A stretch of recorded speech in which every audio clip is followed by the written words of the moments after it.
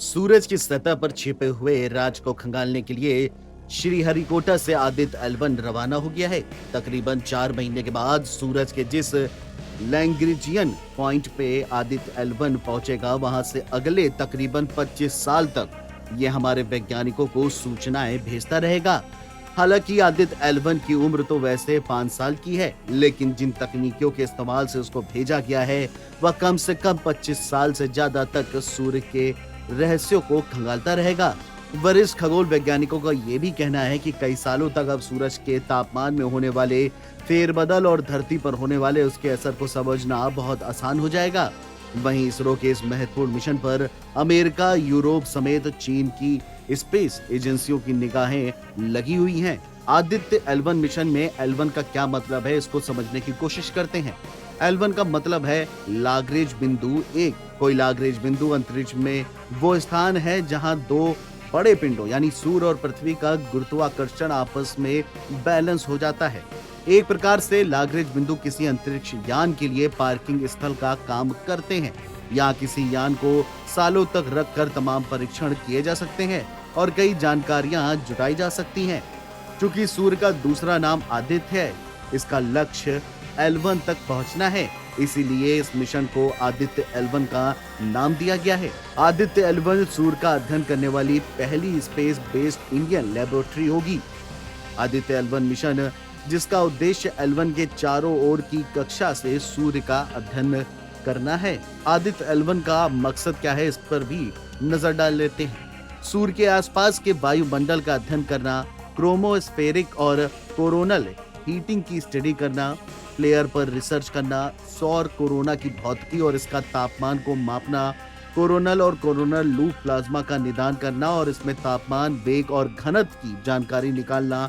इसके साथ ही सूर्य के आसपास हवा की उत्पत्ति, संरचना और गतिशीलता को जानना सबसे बड़ा मकसद है।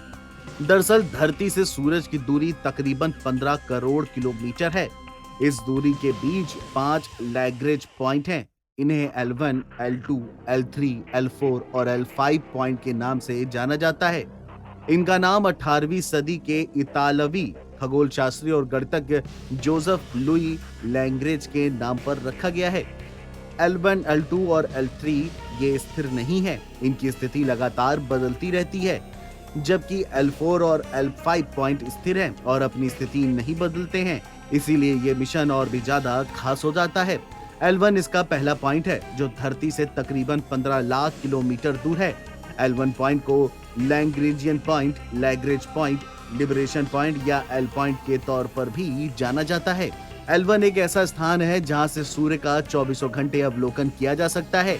ये वो जगह है जहां धरती और सूरज के गुरुत्वाकर्षण के बीच एक बैलेंस बन जाता है। धरती और गुरुत्वाकर्षण के बीच बैलेंस होने से एक सेंट्रीफ्यूगल फोर्स बन जाता है।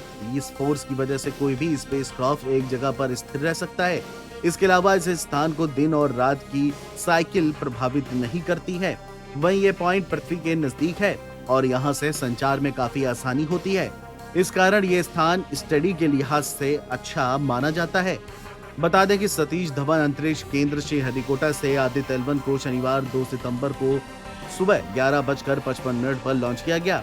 इसे लॉन्च करने के लिए polar satellite vehicle PSLV C57 का इस्तेमाल किया गया। PSLV C57 रॉकेट के जरिए लॉन्च करने के बाद इसरो इसे धरती की निचली कक्षा में स्थापित करा।